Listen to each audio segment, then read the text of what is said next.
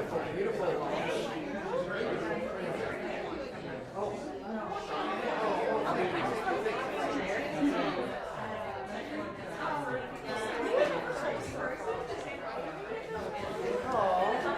was really. Oh, sweet. I wish hello, everyone. Hi. This is the last time I get to do this for like 6 weeks. So, I mean, yeah, so I leave for Quebec like tomorrow at the crack of dawn. So, yeah, so I will miss you guys. Safe travels. So yes. We do not have Authentic Selves in July. So we'll see you in on the third Sunday of August. You will miss us, I know, but that's okay because, and miss each other, I'm not being serious. But it's okay because you're going to tell more friends about it and it's going to be like a really good event in August. It's always a good event. But I mean, really packed.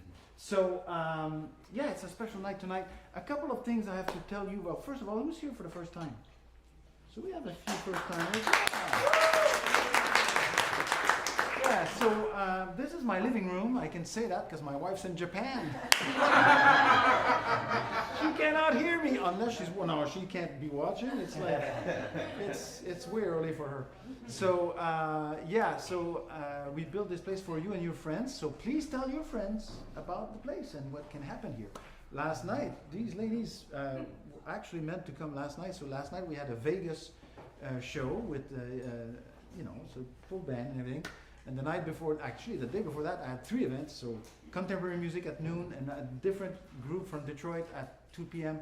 And then bluegrass from South Carolina in the evening. So we get a wide variety of stuff here, and I'm always happy to witness authentic selves from my control room back there. Which is where I'm going to be. If you're wondering where I go to work. I go to work because I got to switch these things. Make sure, I have 6 cameras now. It looks pretty good. I think, is this the first one or the second one with the new cameras? The second one? All right. So, of course, this has a lot to do with visual arts today. And so our visual artist is Jeff Wilfong. Yes.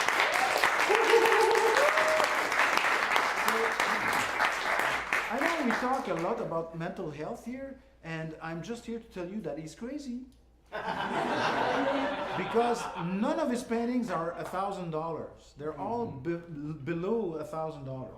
So he's got issues, and you need to help him with his issues by buying his art.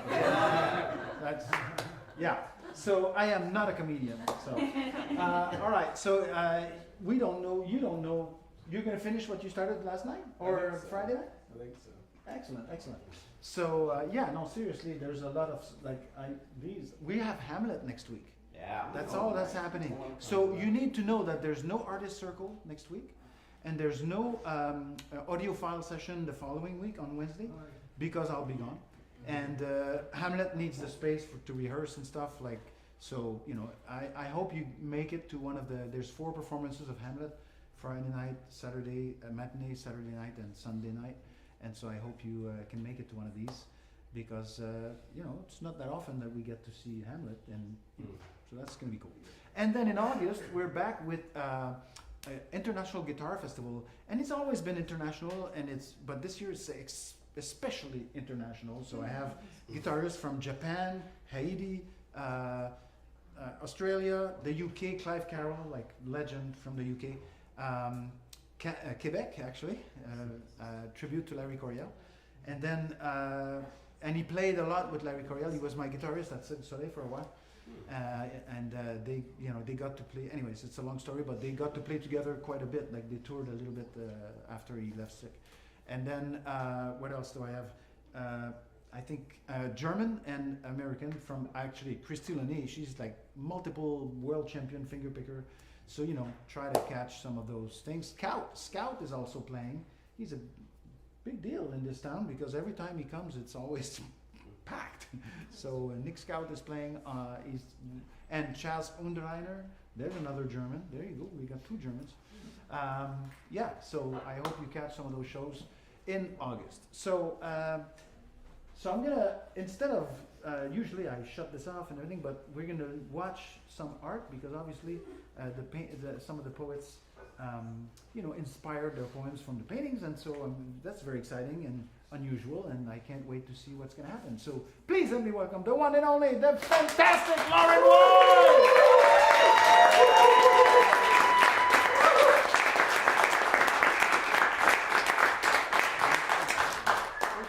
Somebody yesterday about these epic introductions that Benoit gives me. Welcome everybody. So this is our first time doing a ekphrastic show, right? So art from art. This is something I've always enjoyed doing. I don't know if any of you have ever seen something that you've liked and it just inspires creativity for you. So that's what we're going with tonight. And so Jeff, are you coming up? Yeah. Okay. Come on. I didn't want to steal the spotlight. So Jeff is the artist in residence for this month, and actually the first time I met him was at Anna's, where's Anna? Anna's first artist circle, right? Which we had a few of our authentic, okay, yeah, you can clap.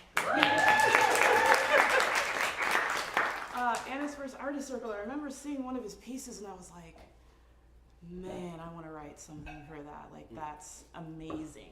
So talking with Leah, and I was like, I want to do an ekphrastic show. It would be really cool if we could do it with Jeff. So we were going through the months, and she's like, Jeff is June, and I was like, perfect. So it ended up working out really well. So I'm very excited about it. Before we get started, if you have signed up to read and you have not checked in with me, if I have not seen your face, please do so.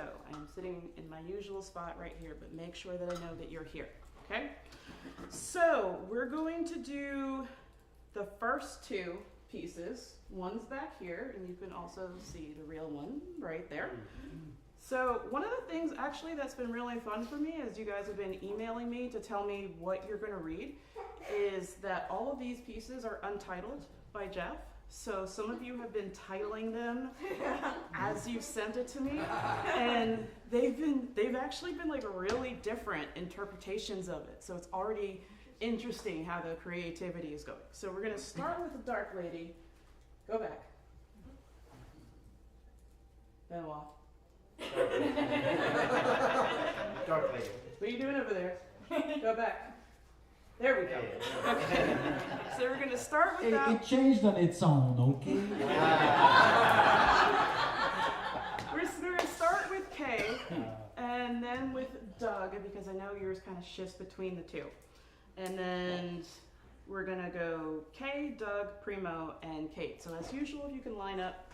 I'm doing more than 3 at a time because we're grouping these. And have fun.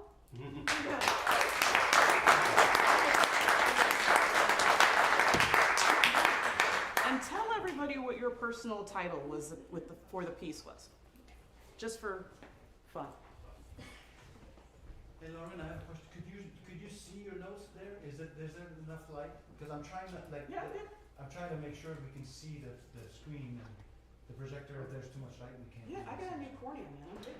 I just want to make sure everybody has enough light. Yeah, we're good.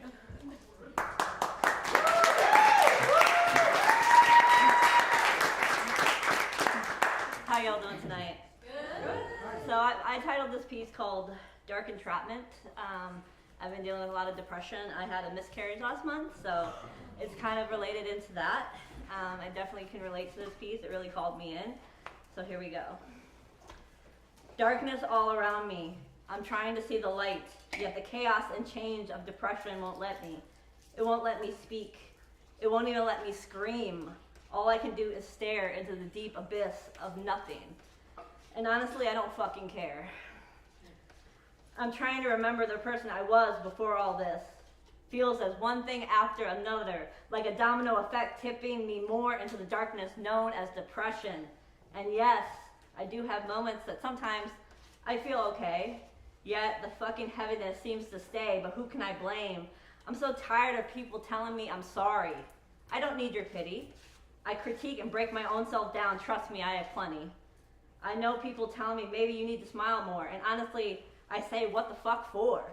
I'm 40, divorced, single, with no family of my own. I know I should be grateful, and I am, but in the truth of reality, this is how I feel. All I can do is put one foot forward at a time, take a deep breath, and take my time, for God is my witness. All I can say with the quickness, I will work my hardest to get back to what is mine, even if it takes one day at a time. Thank you.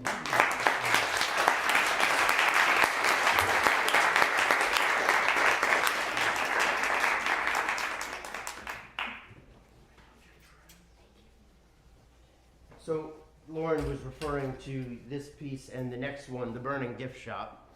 And I haven't named either of them, but I travel to a lot of conferences these days, and almost always they have on your name tags, they want you to put your pronouns. He, him, she, her, they, them, you know, so you know how to refer to people, which is great. I have a friend who likes to put all of the above. And I myself, I like to put none of the above. Keep them guessing. So I think my buddy Benoit, if he's still alive, is going to join me.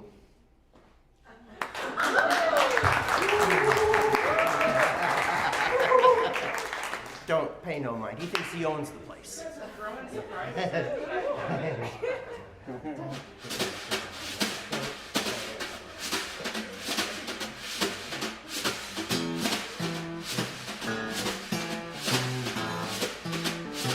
She gave me loving like the devil.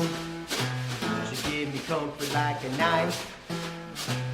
She gave me presents like fire and brimstone. If I make her my wife, she got the heart of the devil, got the eyes of a snake. She gave me reason to be thinking this could be a mistake. You know I got my him muscle. She got her, she her lips. I don't need no toss and tussle. I just need her, she kiss. Her, she kiss. She says I cry like a woman. Says I drink like a girl. Every time I say I'm sorry, she gotta tell the whole world. She gave me girls to blue. Got my oxygen mask.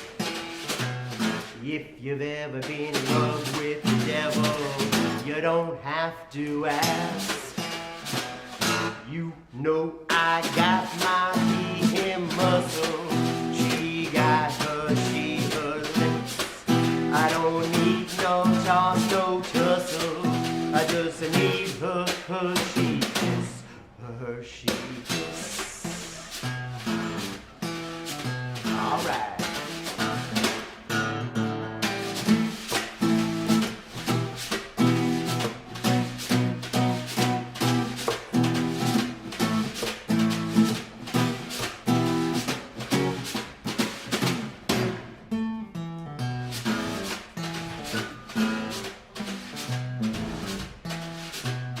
Been a long time coming, this love that I found.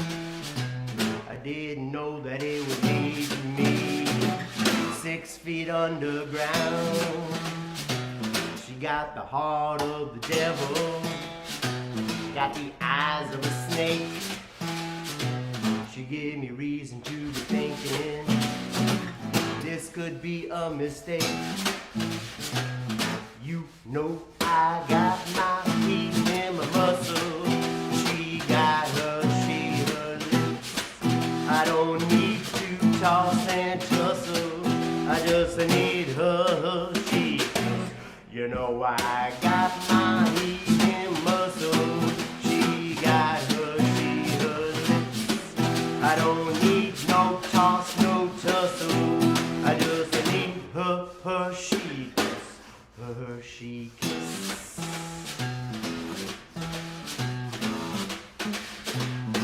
Her, she kiss. Her, she kiss. Her,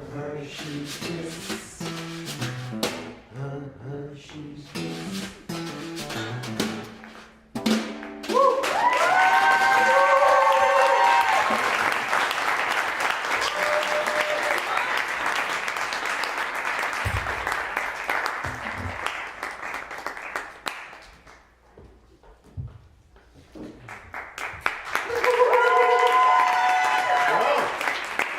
going on? What's going on?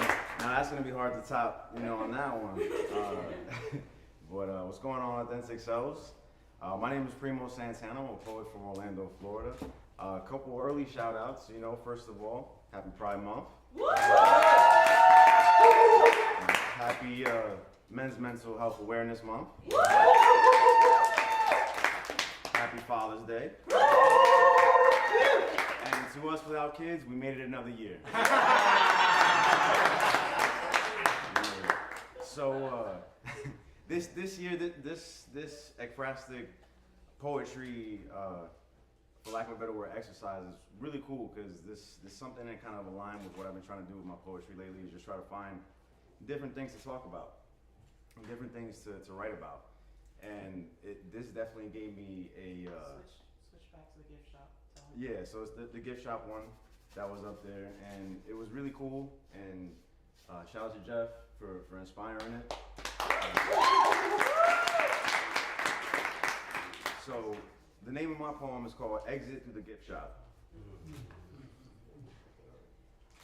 Exit through the gift shop, a phrase used when the ride is over and it's time to pay.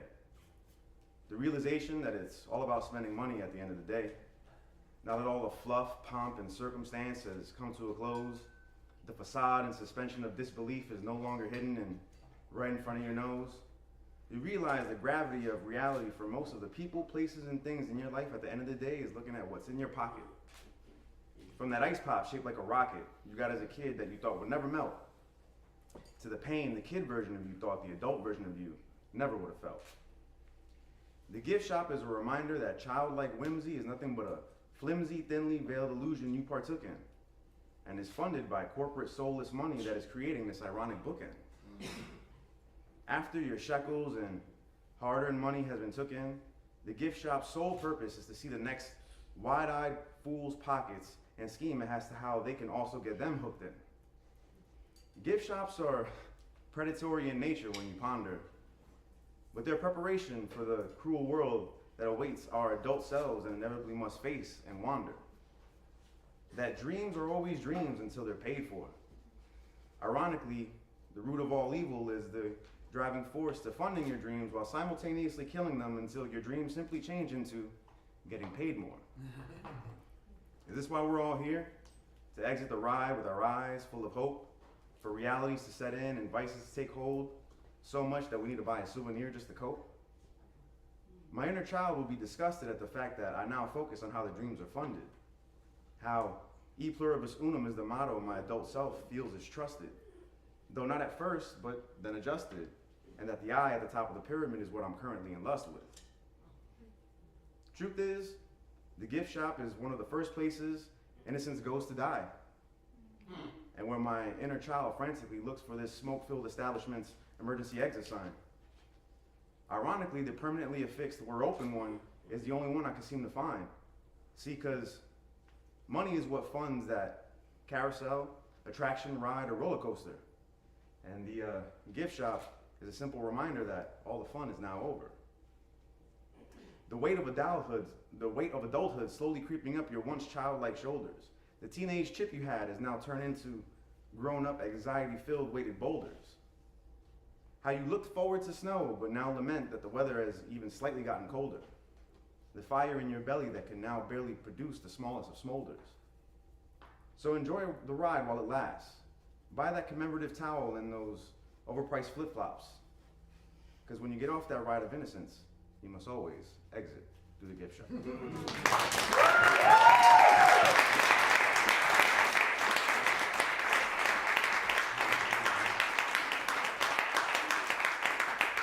I'm just going to do a little shameless plug. So if you'd like to hear any more of my poetry and keep up with my shenanigans, you can find me on all social media at your boy Primo. That's YABOYPRIMO. And if you follow me, then I can be your boy Primo. So, thank you.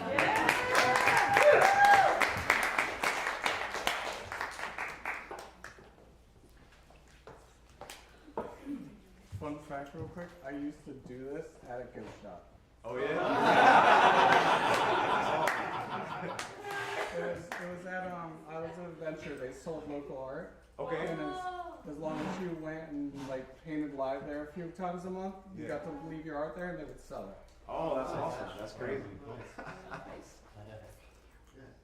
Caitlin!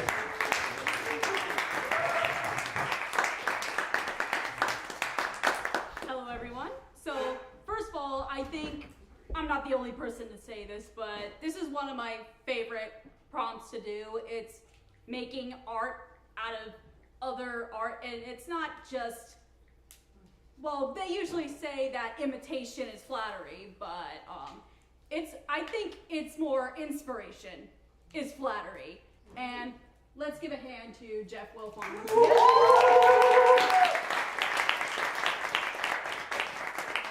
So my poem is also based on this piece right here, and just like the piece title itself, it's called Gift Shop. Congratulations, you just survived hell, the ride. Take a gander at the souvenirs that you indeed are entitled.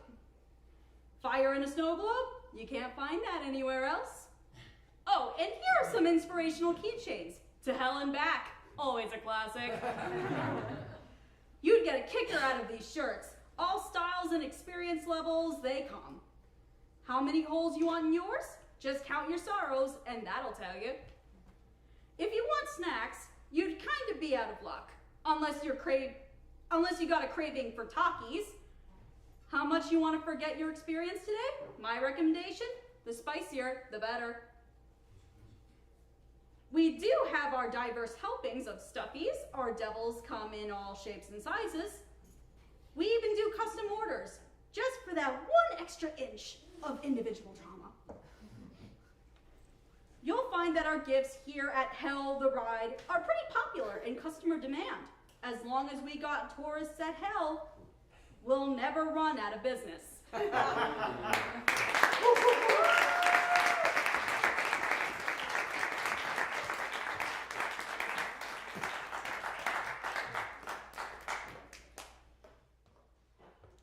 Kate scares me every time she gets up here in those shoes. Also, I use the phrase gander or word gander quite frequently, and people look at me like I'm psychotic. So I'm kind of happy to hear that. Also, Primo's not wearing a hat, and you're just fucking with my whole system. I understand. So Jeff, you told me something about this particular piece. This one? Yes. About why you made it, what it represented, where it came from, what it actually is. It's basically, well, This was a real place, right? yeah, it's a real place. It's in Kissimmee on 192, and it's a giant orange, and it's basically like, every time I pass by it, it was kind of like gross to me. You know, like we're this city, this community is more than just that. So I wanted to, and it actually did catch on fire. A friend of mine supplied me with a photo because she has a tattoo shop right next door. And I was like, this is gonna be perfect for this. So I painted it like that. Cool. Thank you.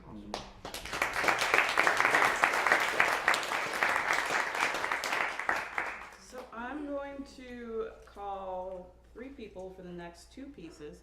And one of the things is that one of these next 2 pieces, you can go to the next one, Benoit, is actually not finished. But I was very insistent on using it because, well, Jeff let me pick, and I actually really like this piece. It doesn't look unfinished to me. So all interpretations of art, right? So we're gonna start with Malau for this one. And then for the next one, Anna. And because Simran is an overachiever, they wrote for all of them. This is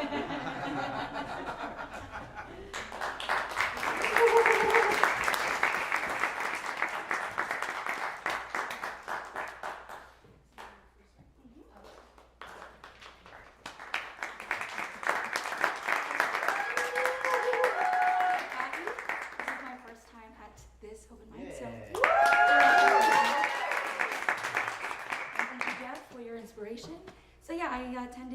workshop from Sky over here, who's amazing, and it was ekphrastic, so this is the first time for me. And I wrote a piece based off of this. I actually found the title from your Instagram. It was just a caption, but I thought messy whip hand, that works. You know? So that's what I, did. So this piece is called Hands After Messy Whip Hand. Tell me what bruised your knuckles. Tell me the smeared cherry protrusion found the pressure of an opposite hand consoling. Tell me how it happened. I'd like to know.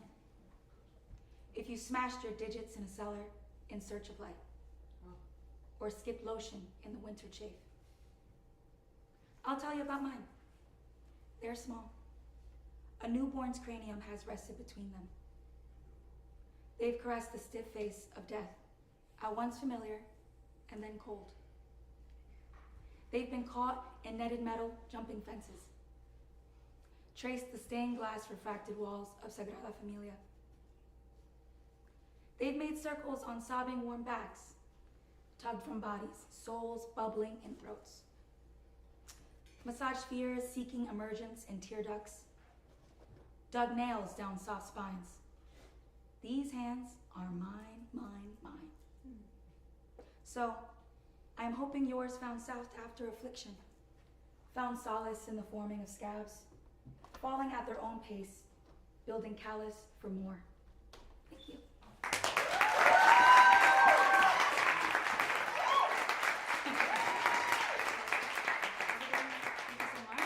You can find me at Melau Claudi on Instagram. That's MELAOCLAUDI. Thanks.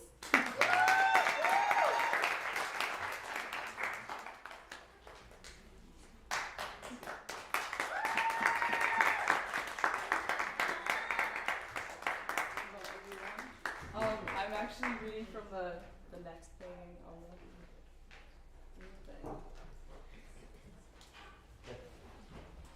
Okay, so this, on my personal journey, this just, this spoke to me so much just because I've recently just gone through, this is my first time reading at Authentic Selves or reading any poetry of my own.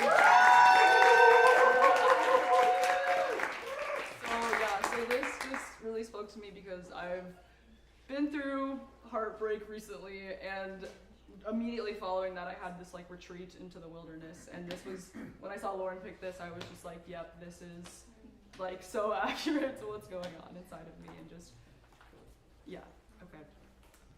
Up, down, left, right, side, side. Didn't think you were so hollow, but now I know. Your words fade away like a mirage. Sweet fantasies sought after but never tasted. They just melt on your tongue, swallowed and wasted. All I hear is noise, screaming, bloodied, static, venom pulsing. I rush towards silence, towards solitude. Immersed in the forest, baptized in the stream. My eyes start to glimmer, and when they glimmer, they gleam.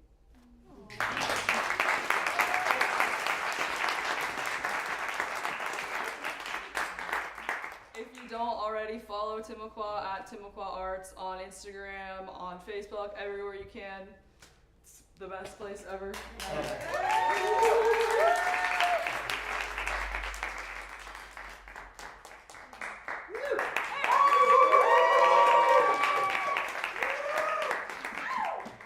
Before I share my poem today, I have a bit of show and tell.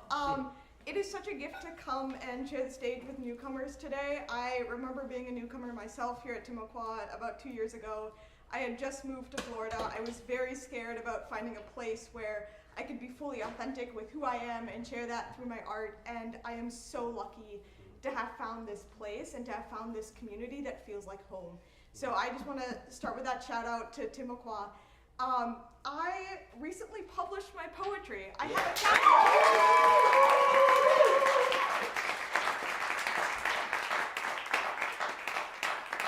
I have wanted to be a published poet since I was 10, and this feels like a dream come true. So,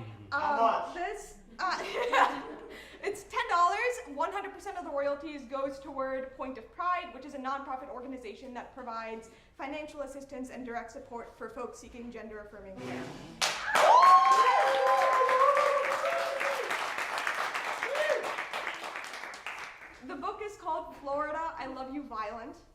a love letter to the state of Florida.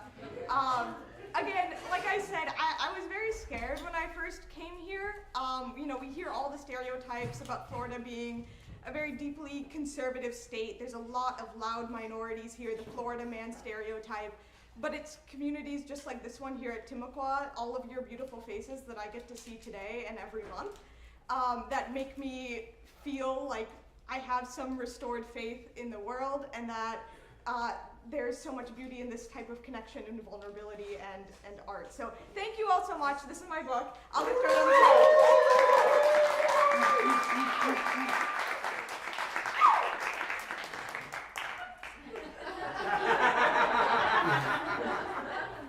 Thank you, Doug.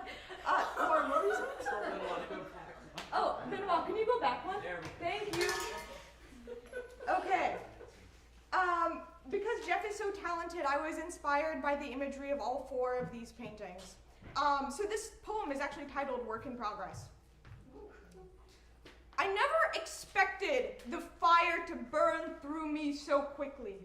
Never expected to be the owner of ashes, nor to ask you to take my ringless hand, nor to walk down the aisle in the tents of my memories, nor to use the dreams of my vows to say my regrets. I wanted to reach you in the wisdom of my afterlife, tell you about the mistakes I made, how I lived as long as I did because I failed as long as I did. I wanted to be caught in the act, mummified by caution tape and marked by chalk. I wanted to leave with a match lit, ready for the world to explode in slow motion behind me, cameras capturing it all, but I waited too long, and I lost that chance, so instead, I wrote down my desires in characters and called it diaries, and even though I was born with fire, now, in the wisdom of my afterlife, my legacy is a smoke hole of a cigarette butt, but one that just keeps on growing like you never knew I was there until I left. I never felt close to you, and yet you took my limp hand during my limp funeral and placed my palm on your cheek as if we were. I will never know how my work in progress ended. Part of me is relieved. Part of me knew it would end without me. Part of me is angry that I had no say in its conclusion, and part of me knows that maybe a work in progress was a terminal diagnosis to begin with. Jesus Christ. That maybe, if we are so lucky to be born with fire inside of us, we are also so lucky to know the fragility between arson and mistake. How we can burn ourselves from the inside out and be rewarded, but breathe fire into the wrong stanza and vanish. In my afterlife, I think I exist somewhere in the middle. Close enough for you to get my smoke signals, but far enough that I am not to be seen from the bottom of an eternal staircase. No, I did not levitate. I wish I could. I just climbed too high and too without you. And I never expected that I would burn so quickly.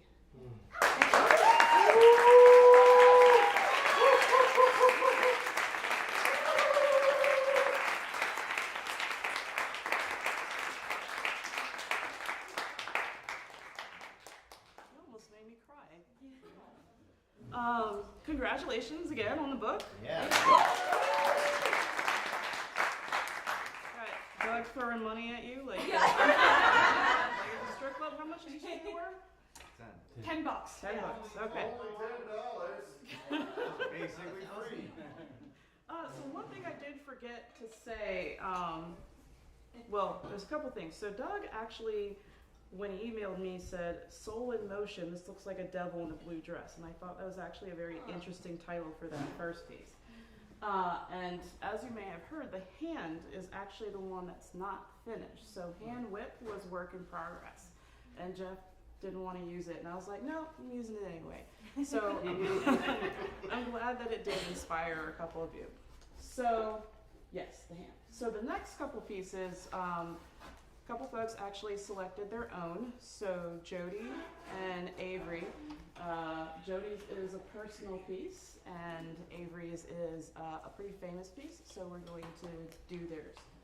Jody.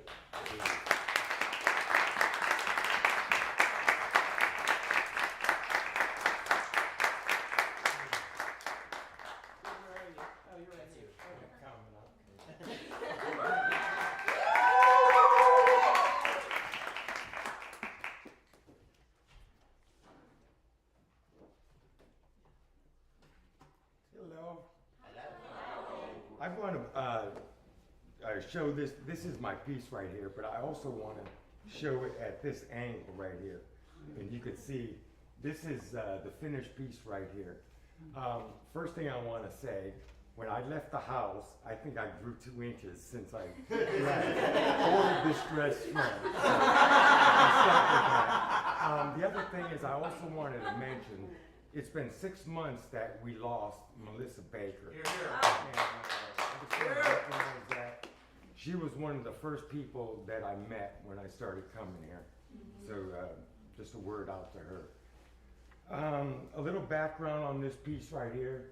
This is titled White Elephants 2, as in T-O-O. And the word two I play throughout this whole piece. And a little backstory, I've been drawing my whole life. My earliest memory, in 3rd grade, I entered a contest and ended up winning first prize. So drawing for me has been a release. It's one of my hobbies. So originally, I saw a photograph of this and I fell in love with it. So I wanted to get it on canvas, and I did it in watercolor. Once it was finished, I didn't like it. I wanted the lines to be sharper. So the original was titled White Elephants. So I said, no, I'm gonna redo it and do it in Sharpie. And so I actually finished this piece and titled it White Elephants 2, as in T-O-O. The girl herself is named Tu, T-U, and there's actually 2 elephants in this piece. Kind of hard to see on this version. The 2 elephants are towards the bottom, and there's also 2 ranchers. So that's pretty much it, and this is the poem. What happens when I work on a piece, and sometimes they take quite a while to finish, just working on it from time to time. When I get towards the end, a poem just starts coming off the page, and that's where this poem came from. So this is titled White Elephants 2, and this is the poem. White elephants resting in the water, 2 ranchers in my dream. Their weapons are for tigers and capturing runaways like me. If I can make it past that opening, not much further than those trees, I can get a head start to collect my belongings. I know a shortcut down by the water that leads me to the sea. When I get there, I'll find a boat to somewhere. That way I could be free. So that's the poem that came off the page.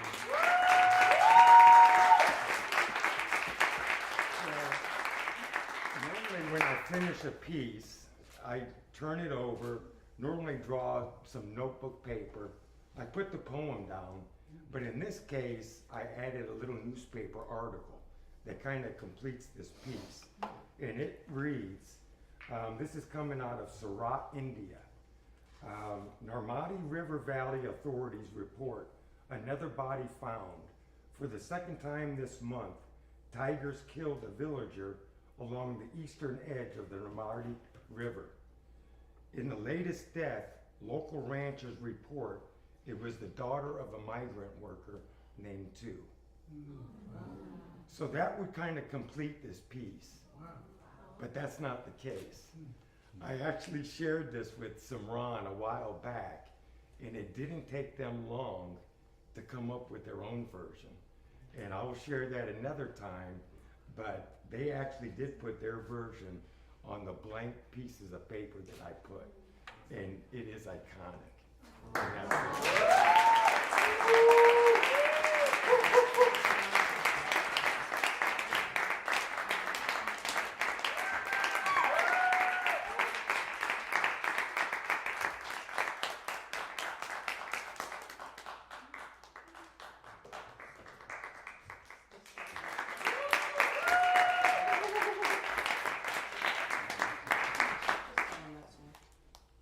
There we go.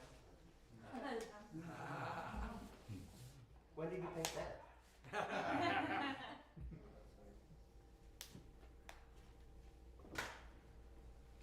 In 1893, a painter named Edvard Munch was strolling along a road with friends when the evening sky began to glow blood red.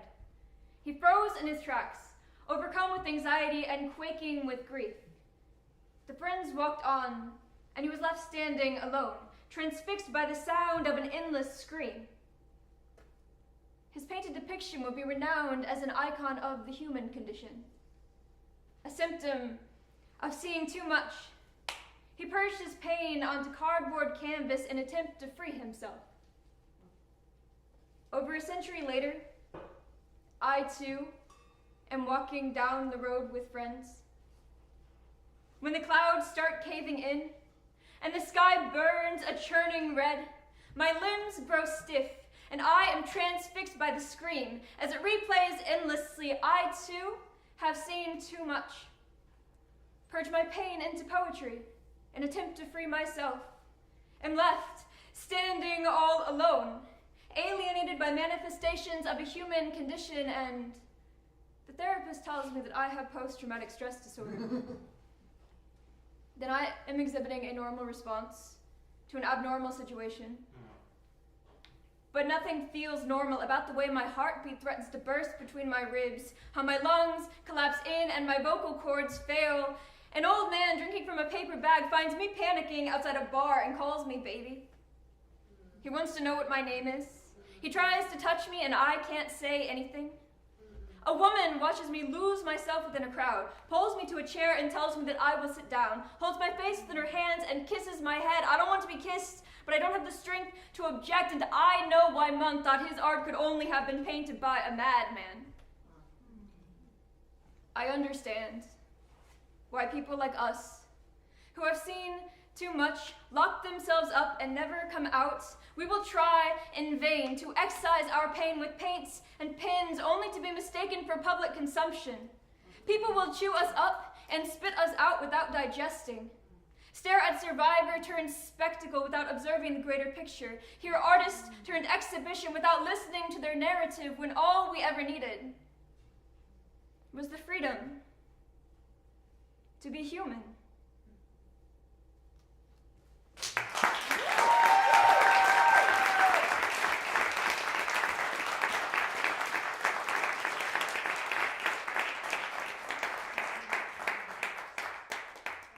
Thank you. I actually wasn't expecting anybody to do other pieces, so I was very excited that a couple of you sent me some that you wanted to read for. Gives me some more ideas for how to do this in the future. Are we liking it? Are we enjoying it? Yeah. Very cool. You're pulling off the dress okay, Jody. I can't do that. Got too much going on here. So we're going to switch gears a little. We will be, everybody that did not write for Ikfrastic will be going afterwards. But before that, I am going to introduce our guest co-host for tonight, who is actually the writer in residence for Kerouac House this month, and happened to do an Ikfrastic poetry workshop just a week ago. So I get this picture from Leah about it, and I'm like, oh, cool, that would be perfect. So a couple of you are here from that workshop, and so Sky Jackson is going to be hosting the rest of our show.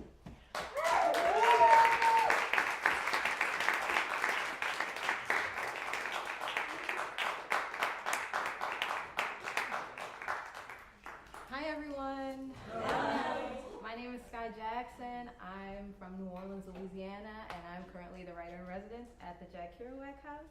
Thank you.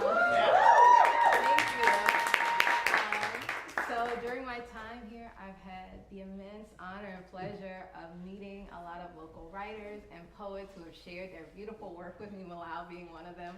Very proud of her. And so I want to share one of my ekphrastic poems with you based on this sculpture. This was created by Benvenuto Cellini. It's called Perseus with the head of Medusa. This sculpture really activated me. Does anyone know the story of Medusa getting slain by Perseus, what have you? But what a lot of people don't know is the background of the story, in which Medusa was a maiden in the temple of Athena who was then assaulted by the god Poseidon. And as a result of that assault, Athena transformed this young, beautiful maiden into the monster of the story that we know. Okay. So then, years later, of course, Perseus comes along to slay her, right? Something else that sort of activated me about this piece was when I did some research on it, I discovered that the Greeks were inspired by Libyan myth and culture in their imagining of Medusa. And so that sort of added another layer to this story for me. Okay. And so that's pretty much all you need to know to understand this poem, which is from my new book of poetry, Libre. I have some copies if anyone's interested in purchasing one. This poem is called #Medusa was black, y'all. After Benvenuto Cellini, Perseus with the head of Medusa. Perseus, hold my dead lips up close to your ear. Let me tell you a secret with my split tongues. Once, long ago, Poseidon held a fistful of my black locks just like this. On the floor of the temple, fingers pulling at my scalp, he inhaled me. My body soft from lavender and holy oil. My robes cast off and torn, spilled down over the altar. And even the candles dimmed in respect of my shame. My brown skin somehow paled in the fading light. The last thing I remember, before the snakes came, before my body was lost both to the sea and to knowledge, a reflection of myself in the eyes of that cruel God, the imprint of his hands hot and red as the sea on my neck, the chill of them, first touching my face.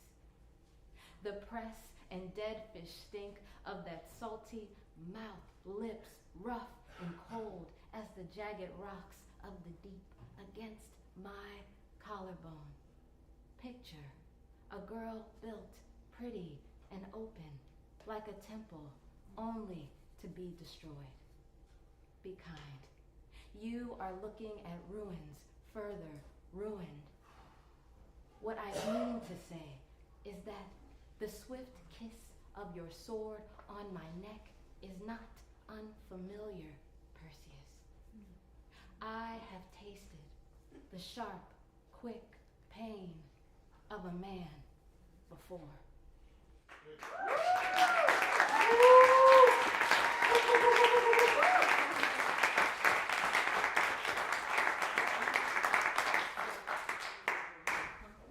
Okay. All right. So next, I would love to introduce one of my workshop participants.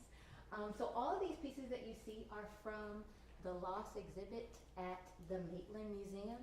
And so what I had workshop attendees come and do, so we looked at some poems, and then I sort of let everyone loose in the museum to see what would inspire them. And so one of my workshop attendants, Adrian, was inspired by these pieces. They were created by Michael Massaro. And if you guys haven't already, you should definitely check these pieces out. So Adrian, will you come up and share your piece with us, please?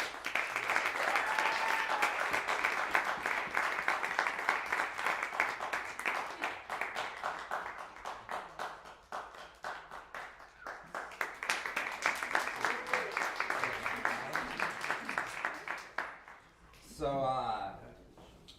I tried a haiku with the one on the right, on my right, your left, and it was shite, so I didn't use that one. I panicked, so I combined all three.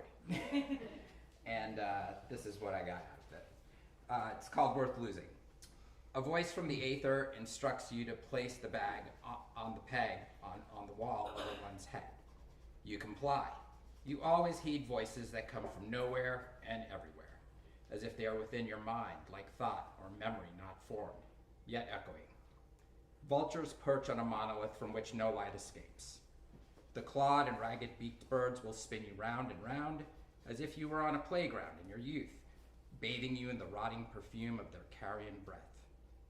In the spinning you will be measured, and if found wanting, devoured, whilst dropped and draped over a barbed wire fence, constructed for failed messiahs.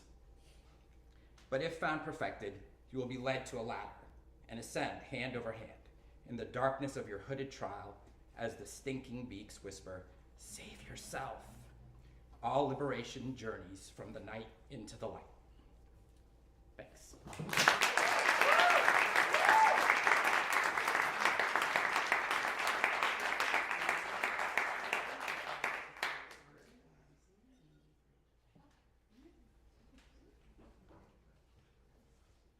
All right. The next three who we have on deck is Clover. Claver, sorry. Let's see. Gerlande, and Siham. So please talk to. Yeah, is anybody here that hasn't seen me? If you haven't seen Lauren and checked in with her, just here we go. Let's see. Claver Christian and see. Okay. Claver, Christian, and Siham next. Thank you.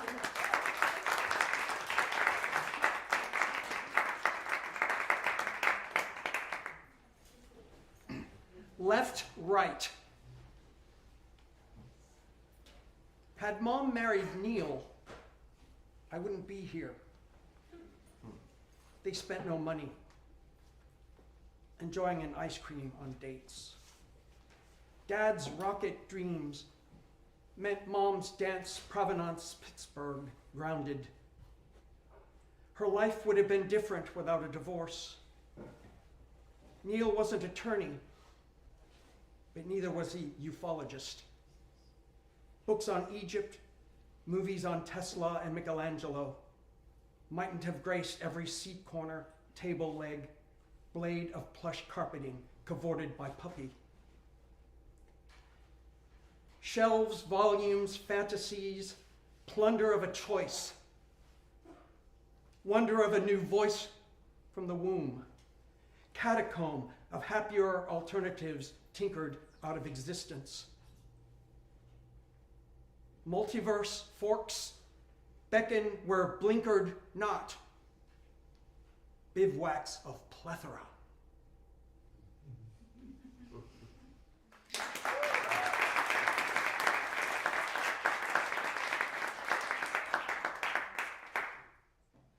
Clap, clap. What to be when I grow up? Lover never wants to shtup. He's the one shafted. Why did I have to get drafted onto field of the penniless? Make love, not war, blazon my cousin's vest. She ended up wrapped around a very stationary tree. Dad fractionally fulfilled Pittsburgh NASA dream, never ordained astronaut. To be or not to be whimpers no indecisive buck. Filthy rich in spirit, abundantly knocks, scorch a potential, vastly O-ringed at every turn. Fanged like a pup's frisbee on drenched lawn.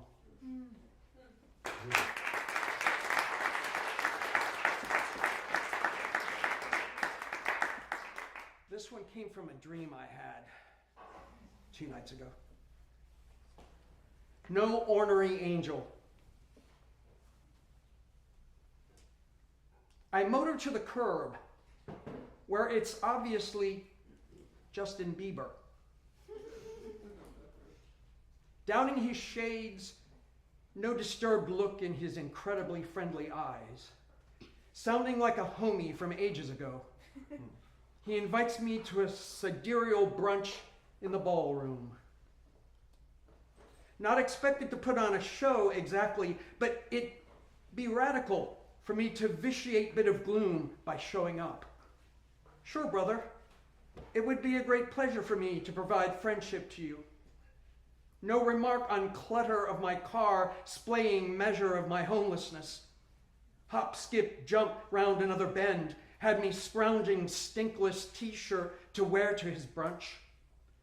St. Nick, can you send a summer Christmas package to man with a hunch Justin might empathize with the dude screwed by money grabbers?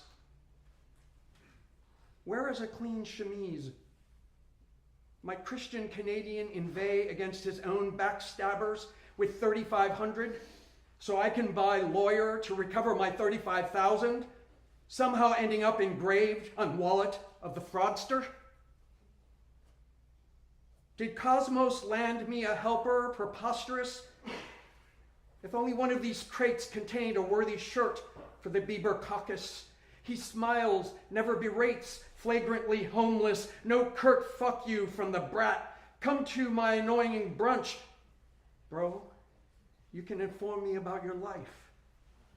Chat for hours if you want. Staunch is this fatigued star's storm desire for a decent buddy. Where is a wearable tee? This cool one's ripped from car mechanism. Cruddy. Maybe I can't go to see Justin, who smiled so untripped when I drove over out for a spin to find cove to piss. Clover, rare sack dished, are impoverished.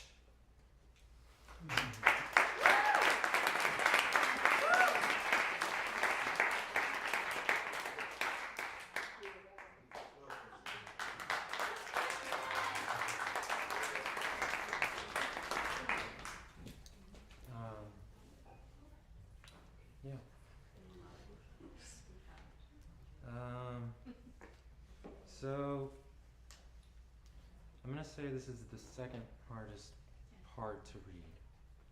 We haven't done the first. Give Okay. background. Huh? Background. I don't need background.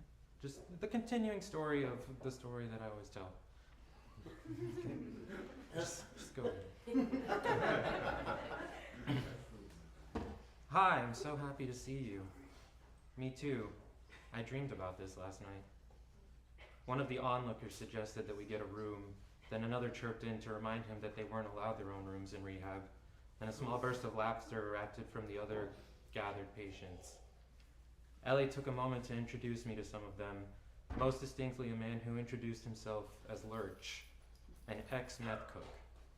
Eventually, the crowd dispersed, and I turned to look at her as she smiled at me. Are you going to take me out? I've been good, so they're giving me an hour out of the rehab center in your custody. I signed the necessary paperwork and liability forms to take her out and set an alarm on my phone as the attendant called my cell number to verify that it worked. So, where do you want to go? I saw a billboard pointing to a motel about half a mile from here. The words no longer sounded as playfully teasing coming out of my mouth as they had when they were in my head, and I shook my head no as if to cancel them out. There's a small picnic bench in the field by here. Let's just go there. As we walked over to the spot, she pulled my arm down to my side and grabbed me by the hand. Then I twirled her around to one side of the bench as I sat down across from her. We met in the middle, faces close and hands touching. Hi, you're pretty. Hi, you're nice. Close your eyes and put out your hands. I brought you a present. What is it? Just do what I say. She complied, and I reached into my pocket and brought out a small box of Marlboro Silvers and a big lighter that I had bought at Walgreens a few days ago. She opened her eyes and looked at the objects in her hands in disbelief. Her voice quavered wildly. Oh my God, is this real? Her hands shook with anticipation as she opened the box, lit a cigarette, and took her first drag. You don't know how good this feels right now. This is amazing. I smiled as I watched her smoke 2 of them in the span of 10 minutes. I know you're not supposed to be using anything, but putting you through 2 withdrawals at once seemed unusually cruel. And this is clearly the lesser of 2 evils. So I think you've earned a small cheat day, even if just for an hour. We tried to get settled on the picnic table, but no matter how we positioned our arms or sat, we couldn't find a comfortable way to sit.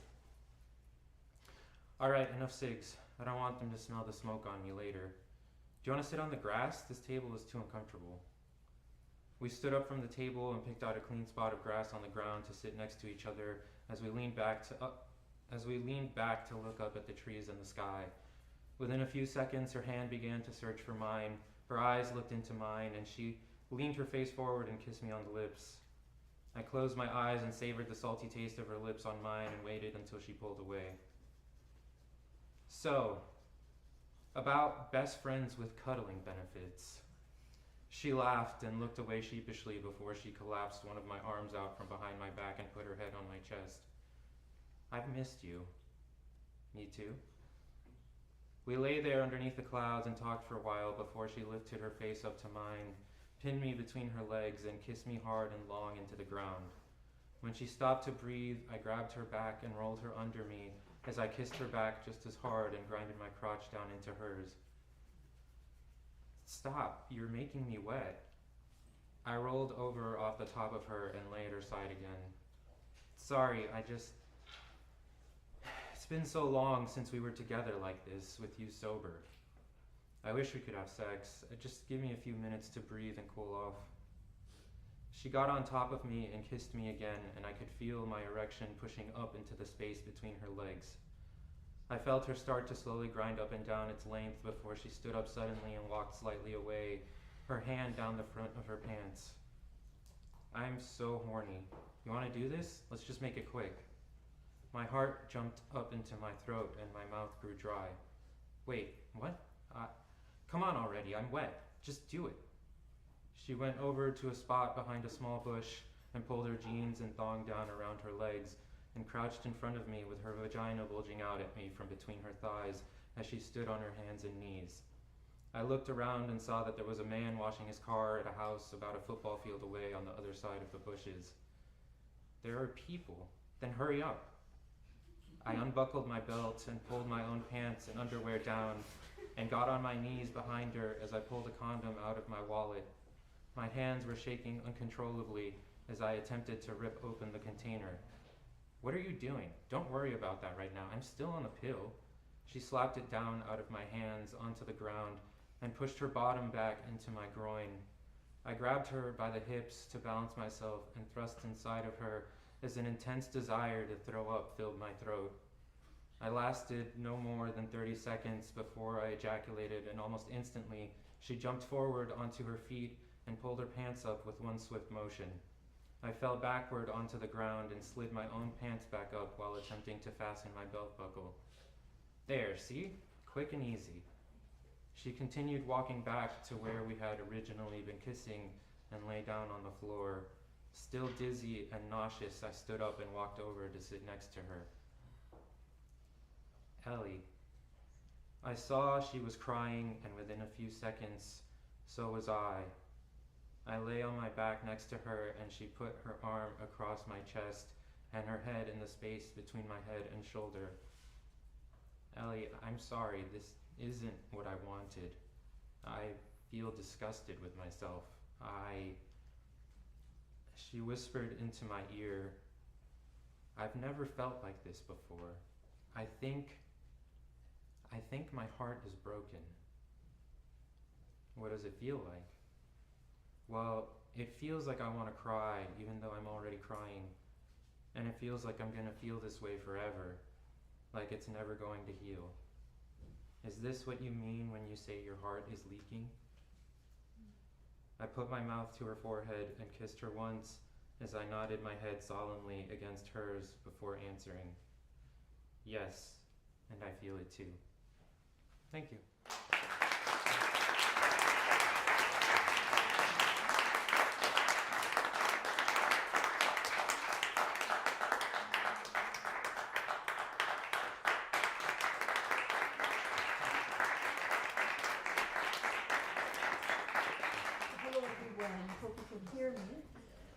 name is Sihan Karami, and I'll get my poem up here. The title of the poem is Where Are We Going? And it has 3 different sections. Part 1, The War in the Room. A piped-in muzak of the children weeping settles like regolith. It veils the ostentatious oranges. A pang inside spikes hard as pines against the sky. Turn off the sound of rapid fire and look away.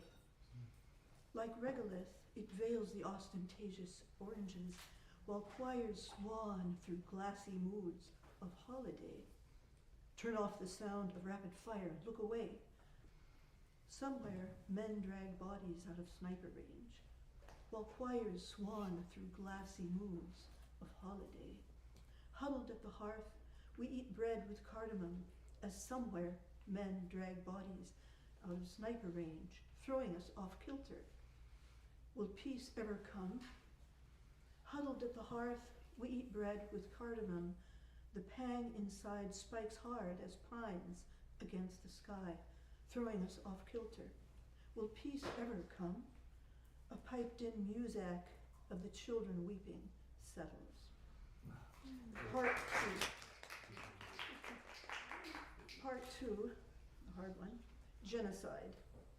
Don't say it, scream the men in power who say they hold the algorithms to our beating hearts, our sense of right and wrong, our futures past. What about Hamas? They repeat like Mother Goose, to keep some copyright on pain. Get thee to El Salvador, the chokehold of the devil, bought and sold. Once the sounds of earth spoke to us softly. Once we gazed up, humbled by the stars. Once the deer and rabbits graced the forests. Once the children played, not thinking fear. Once the desert animals would hide, and we would leave such life to find its way. But now the moneymakers and the brokers poke reverence and whine. Oh, compound interest, rise! Let us loathe together worthless lives. We crave security, therefore we slaughter. Like apples of an evil eye, let's steal in innovative ways and hide the blood. Israel, the prophet's name, defiled. Solomon asks, why salt the earth and burn the child? The better to kill their olive trees, my dear. Their cackling mocks as orphans tortured, maimed.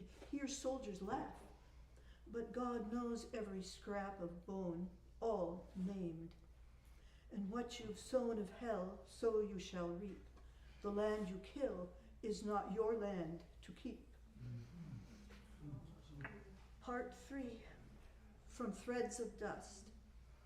From threads of dust that wind adrift on currents of magnetic shift, a cloth takes shape on tenuous terms, transforming static into worms, and worms to matrix, warp and weft. When worlds and continents are cleft, these filaments reclaim the rift. We count ourselves among what forms from threads of dust. Now our legions strut their heft, dominions gained by war and theft, until inherited by germs and gathered in slow-moving storms, where none can claim a self to sift from threads of dust.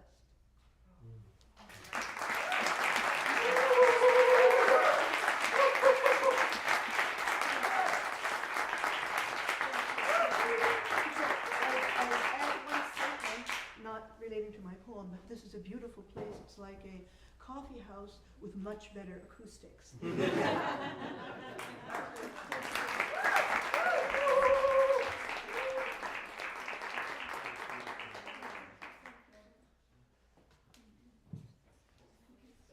Beautiful work, y'all. So the next 3 folks we have up on deck, Andrew, Nelson, and Macy.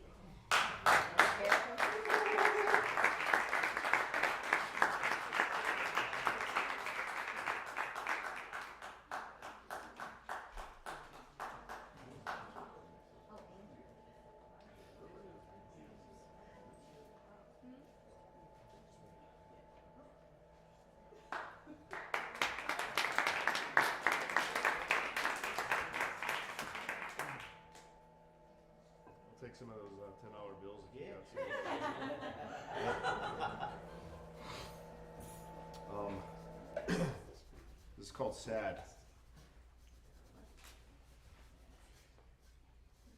Since when is being sad wrong? Escalated to a problem that's looked down and frowned upon instead of accepted and allowed without judgment bestowed by those who pretend they've got it all figured out and are never low. It starts as a child when an angry parent is so stressed out they smack your mouth and tell you to shut up or I'll give you something to cry about. What? Or you better watch out as you're instructed to not pout nor cry, just pause. Or else some imaginary fat lie won't come to town. I'm telling you why. It's rules of the clause. Guess I'll deny how I feel in exchange for a toy or two and conform to rules made by imperfect jerks. The system of reward and punishment simply does not work. Perhaps for control, but not liberation. Take a look around at this boundary-infested nation. How superficial. There's little justice or integrity present in this judicial. No tolerance for frowns or any heavy emotions, but I bet your favorite movie is filled with drama, pain, and uncomfortable notions, a narrative filled with plight. Because who the hell wants to sit through a story where everything goes right? Light, love, and positivity is all there can be. Sounds to me like you're afraid of areas of your own psyche that are dark and shadowy, suppression and fragmentation probably. Only positive vibes? Let's break out the surgical knives. The moment it begins to come out is the moment people try to force it back in, smothering with comforting and focusing on distractions that pose a redundancy, like good vibes only.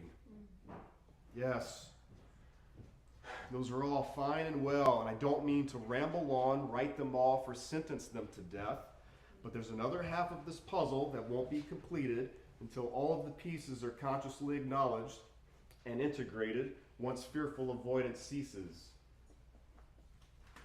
But oh no, darkness is a bad omen. Be gone, leave my space. Oh friend, I disagree. Darkness has its place.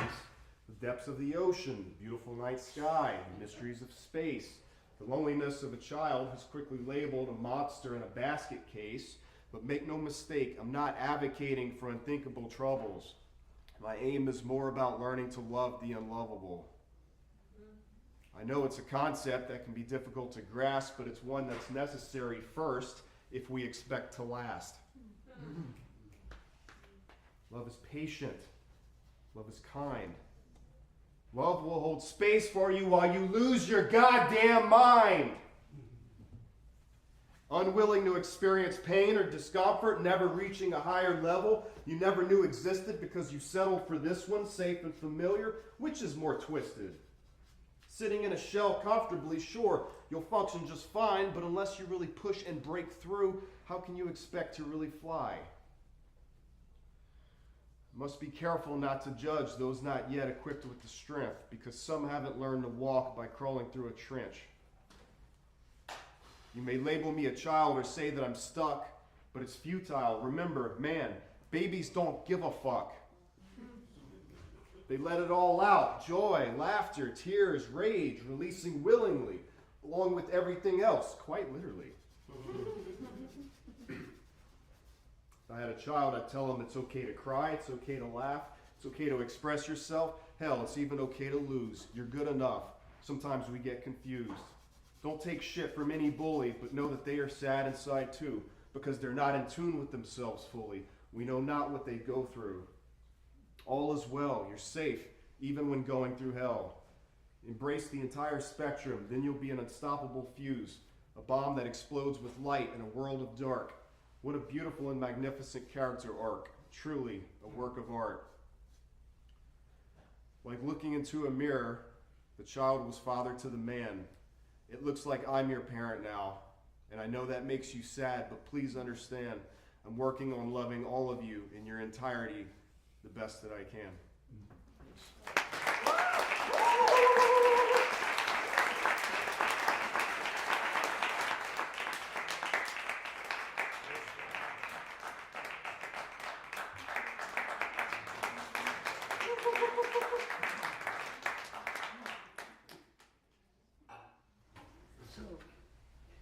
seem to be the only person that does analog anymore.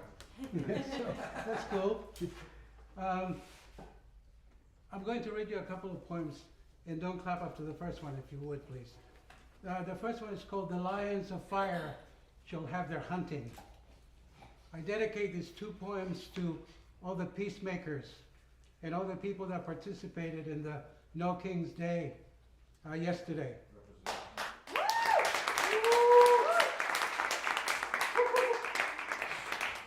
This poem was written by Kenneth Patchen, one of my favorite poets. It's called "The Lions of Fire Shall Have Their Hunting." The lions of fire shall have their hunting in this black land. Their teeth shall tear your soft throats of their claws that kill. Oh, the lions of fire shall awake, and the valley steam with their fury, because you are sick with the dirt of your money, because you are pigs rooting in the swill of your war, because you are mean and sly and full of the pus of your pious murder, because you have turned your faces from God, because you have spread your filth everywhere. Oh, the lions of fury wait in the crawling shadows of your world, and their terrible eyes are watching you. This one I wrote myself. It's called "Mind Bombs for Palestine." Mind bombs is a word that was created by Robert Hunter, who was one of the co-founders of Greenpeace. What he means by mind bomb is like an image that causes social action, that is so powerful that can cause social action. So this poem is called "Mind Bombs for Palestine." From Gaza, with love. Which genocide are you on? Palestine alive. Genocide ain't pretty. Think of others. Palestine alive. All you need is love.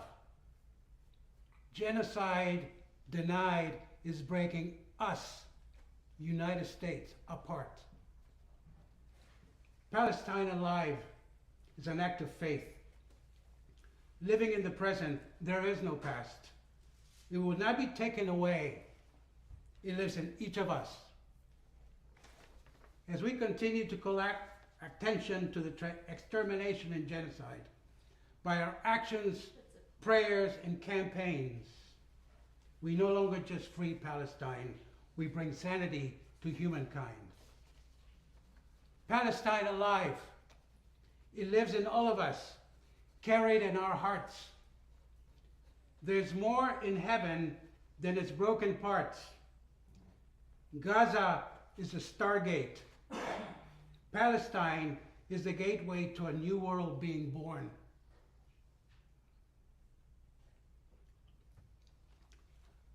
Okay, that's it.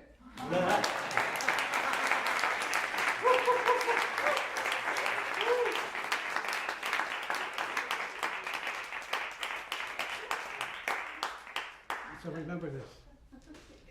remember this. Think cosmically, act globally, and eat locally. Thank you very much.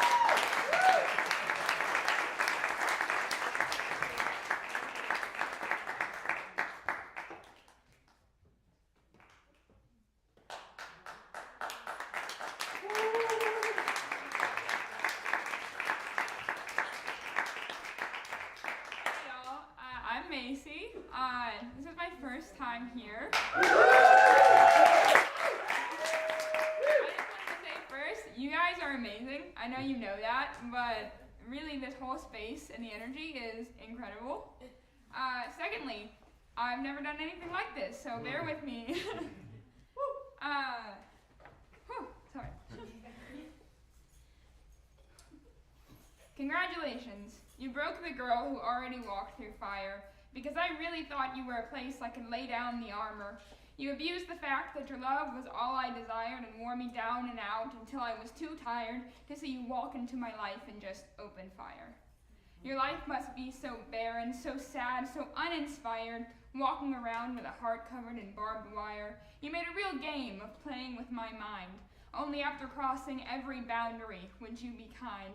Trained me that after lying and hiding, there was always something behind any good gesture, kind moment, or quality time.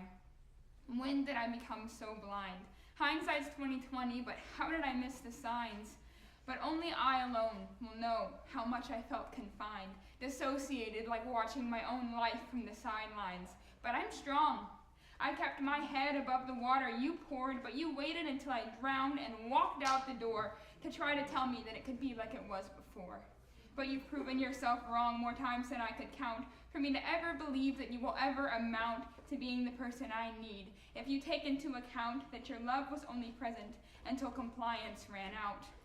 Because at the end of that dream, I realized it wasn't coincidence that any time you had to be accountable, you became distant. You simply lacked any capability to be consistent because the person I fell in love with never did exist. I was sold a charade by a covert narcissist. I bent and bent around you, and my well-being was the price, because your mind was the cat and my feelings were the mice, and you knew what you were doing all along while trying to play nice. And I can understand now that no part of you came authentically. Every word was manufactured because your brain only knows toxicity. No words will ever explain the depths, so I'll put this simply, that you are a poisoned trap preying on empathy. You made me have to stand and fight. Like running was a cop-out, stand and fight. Like a boxer beat down, trying to tap out, stand and fight. Like validating myself to you was what my life was about, stand and fight. Like I didn't lose every ounce of my fight throughout spending a year in a constant state of anxiety as you changed my perspective of reality. Please God, if you can hear me, I miss the sobriety of a clear state of mind. And I am angry at the waste of time, spending so much time in survival mode with rose-colored glasses over every red flag you showed. I made so many excuses for you back then, but really you were just drunk again. I wouldn't wish on an enemy to have to get over someone like you. Closing that door felt like getting a tattoo. Slow and painful, but something I knew I really wanted to do. No shortcut, no fast forward, just have to wait it through. But that temporary pain brought something permanent, beautiful, and new. I thought I couldn't live without you, but all you did was hide me from this breakthrough. That the universe is full of funny ways to show what to keep and what to outgrow. This era is just building more of the tools that I need to step into the next chapter of who I will be, finding new ways to be unapologetically me. See, I have found myself in the past trying to make others happy and putting myself last. I look in my rear view and it almost makes me laugh, looking back down the twisted road that brought me to where I stand.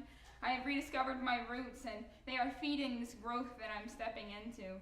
Because to appreciate a win, you must learn to lose. But I didn't think one of those losses would be myself. But how beautiful is it that this detour led to mental wealth? I'm finding myself making decisions that I wouldn't have before, after outliving eras that felt like forms of torture, when they were only growing pains, redirecting me to more. I wish the Richter scale could read the strength that it took to walk away from the things that I looked at as joy and future and love, that forced me to raise my standards above where they had lied. And oh, how I tried to hang on to things that made me cry until I looked in the mirror and saw a stranger. But now I'm beginning to recognize my laughter. I'm stronger now than I was back when I accepted less from people I called my friends. I implanted more self-respect and worth, and then my circle got smaller, but my dreams got bigger. Finding value in yourself makes you run quicker towards the parts of life and people that make your heart full, and away from things that pull you away from your truth.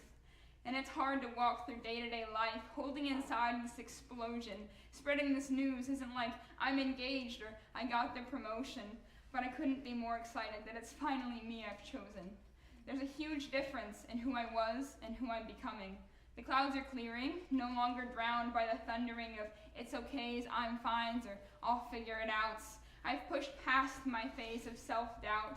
I've gathered the insecurities and fears and thrown them out. I survived this chapter, did not accept defeat, and the new me is here, foundation in concrete, focused now on my physical and mental health. My boundaries won't spend another day on the shelf. This comeback is an apology to myself.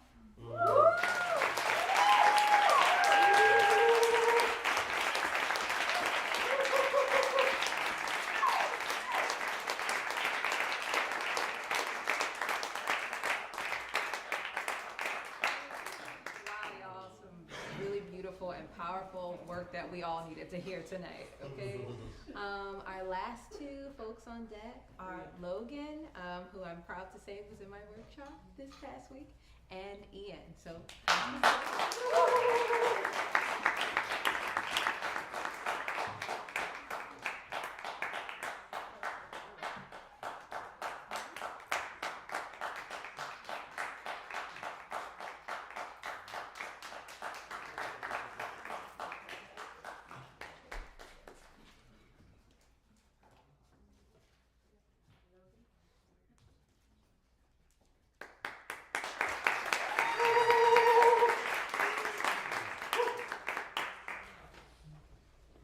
Yes, I did do the acrostic workshop at the Art and History Museum of Maitland, and the pieces aren't up, but the one on the right, I spent a lot of time with. In fact, after the workshop, Sky left, and I went back in there and had the whole museum to myself. It's called the Good Manners of Vultures. And this is the second iteration. Zephyr binging between chills, I wade for you. 2,000 feet these feathers swallow as measured xiphoid thrust brush clouds in gasping lungs, where the waters purling beneath the raft calm did a vertigo of thoughts, truth, mirage, concoct, riding updrafts for connoisseurs of patience. It was reclaimed teak plastered by soot of ashwood, shoulder wide, scarlet stigmata screws still inside, gnarled rust biting up, ropes each wound with soul orders to weave. The elder hemp twists right, tarred with pine, thick tangled knots till it frays. This quay was not to be the retreat worth landing. Round the forest flesh packs lost in the final feet of length. Braid turns to tousled locks, obeying the weaves. With no choice, a mob of men's tools serve as netting to your hollow bones. Talons? Mere whispers to nylon. A meadow lark didn't need to fear a scavenger like me. Altitudes away, I loom, towering, unhidden, just waiting for leftovers. A carnivore kills with the feel of free-flowing blood. The man kills by casualty, just waiting. I gave my intentions. Think not of escape. Capitulate. Imbue these starscapes with a cadence of curiosity. When survival held your attention, when you wanted more of sunrise, then galvanize now with the fatalistic fear of your own ending. One finite faux pas, the fascia, will tenderize, beating wings to nowhere. Every scrap of you will be used. You were a dancer. I watched fields rise with your sisters in spring. Now your coffin is a trap, meant for no one. The backwater is gentler and unchanging. As you find your fluted callings reaching only brush, no, they will reach me.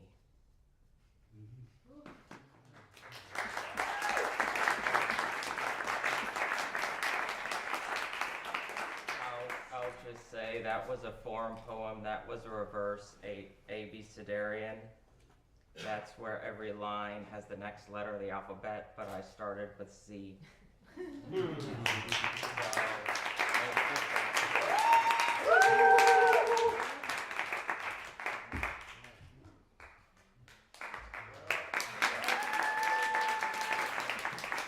Honored to be closing us out tonight. Thank you guys very much. My name is Ian If. The first thing I want to do before, so that we can just get the hell out of here as soon as I finish, is just plug real quickly. I run a night called Campfire. It is on the third Wednesday of the month. It is at 1010 Brewing. If you know it, there's no mic. We sit in a circle. We share. We offer. It can be stories, poems, whatever, things you're working on, things you have finished, things you just want to talk about. By all means, come on out. So 1010 Brewing, 7 p.m. On third Wednesdays. It is called Campfire. We would love to see you there. All right. This is my piece for the night. It is called This Is What I Believe, Trigger Warning, Genocidal Slaughter. This is what I believe, trigger warning, genocidal slaughter. All life must unite, and to begin, we must perform a genocidal slaughter on the mosquito. First, we must understand two important facts. One, no one and nothing on Earth needs the mosquito. No animal gains even a significant amount of their diet from a mosquito, nor even do their culling numbers, more on that in a second, curb the tide of any detrimental species enough to alter the animal's place on the food chain. In short, it has been proven conclusively multiple times by multiple scientific teams that the mosquito can be erased from every environment without consequence. 2, the mosquito is responsible for nearly half of human death entirely. Half of all humans killed by mosquito. Half. Likely 106 billion people in the history of all things ever to have existed. Likely 52 billion murdered by the mosquito. We have no reason to believe that this is not intentional. We have no reason to offer this enemy the benefit of the doubt. We have only an exceedingly mortal adversary who is lapping us in terms of damage to the percentage of the whole. It offers no sustenance to any of our innocent kin. It wreaks devastation with its entire being. Consider, when the mosquito dies, its body commits one final terror to humans. It attracts spiders, just in the hope that the brown recluse will accomplish what the mosquito failed to. Its weapons are powerful, a cunningly simple genetic code that can swiftly adapt to unproductive introductions, breeding in quantities so vast, the probability of mutation within the brood to survive any sprayed poison approaches 1. Too many to kill, too fast to make it kill itself. Do you not see clearly our target? Do you not understand the horror we are facing? It is a soulless being, an automaton, created only as a challenge, but also an opportunity. Humans must unite all life. All life must. Okay, why is must a part of this? Okay. All life united will know how to unite with all matter. All matter united will know how to unite with all energy. All energy united will know how to unite with all force. All force united will know how to defeat entropy. If any one of us fails to defeat entropy, we all fail. Entropy ends all. Now, why must humans unite all life? Well, as far as we know, humans are the only ones even close to trying. Not all of them, certainly. Not even a solid majority or a decent plurality. But some of them, handfuls around the world, are poking at the edges of real communication. The kind where you can share abstract thoughts, hopes, dreams, goals, plans, creations with some of all life. Just some. But more broadly, most of us are saying meow to our cats and hoping that they get it. And we know that our dogs are listening. So, if we work to bridge this gap, we might succeed. And then we can move on to other life, more and more. But as we do that, all life is going to learn what humans have done to a lot of life. And it is reasonable to expect all life might not be super eager to work with us. So wouldn't it just help soften that conversation to open with, hello, we are humans. For us, the word for you is blank, but you are welcome to tell us your name and we will honor it. We come bearing a gift. Do you remember this little flying asshole? Tiny fucker. Gray, looked like a gross dart. Remember? It would buzz by your ear and land on you and you get this pinch, and before you could kill it, it would have put this stuff in you that made you itch like a motherfucker. Just the most annoying feeling in the world. Remember? You know, we don't know if any of you would know this, but that fucking thing could make you real sick. Dead. Do you understand dead yet? Yeah, it could kill you. Killed a bunch of you. Yeah, a ton of us. Really, like so many. Anyway, we killed that thing. Entirely. Gone. That thing will never bother or kill any of you or any of us ever again.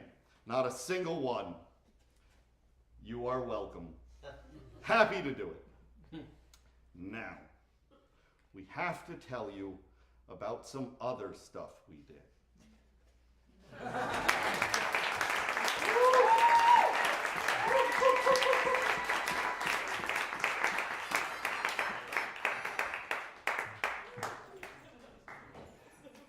Alright, sorry we went a little over again. So first of all, thank you so much, Sky, for the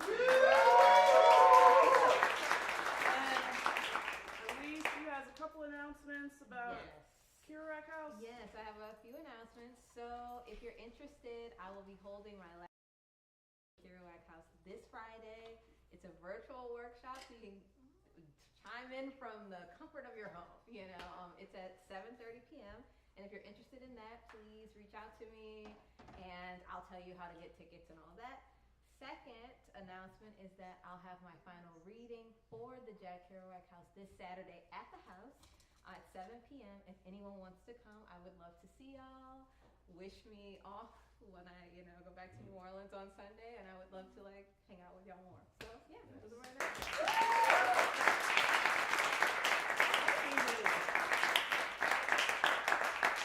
I didn't even realize you were from out of town, so that makes this that much more exciting that you were able to join us today. And then let's check in with Jeff over here.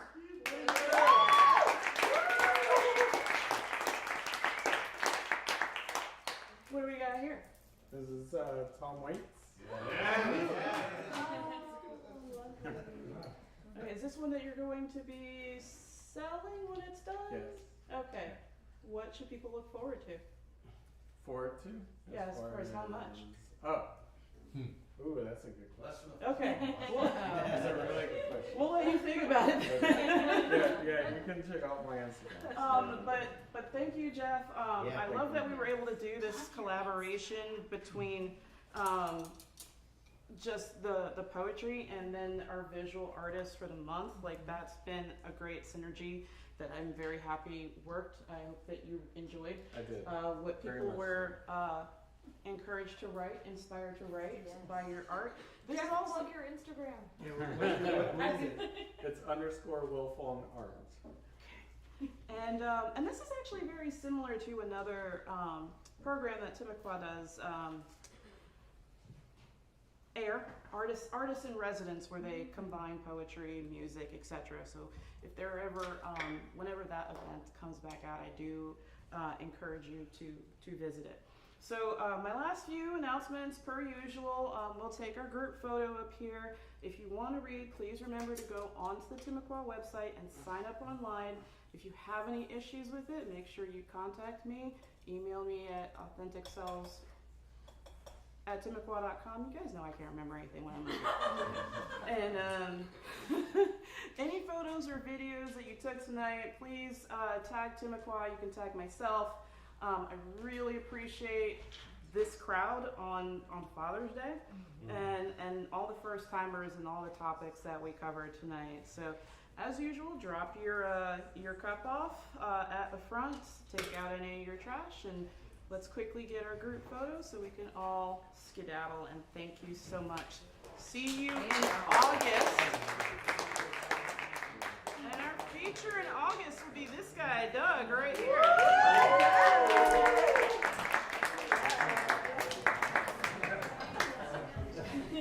Curtis.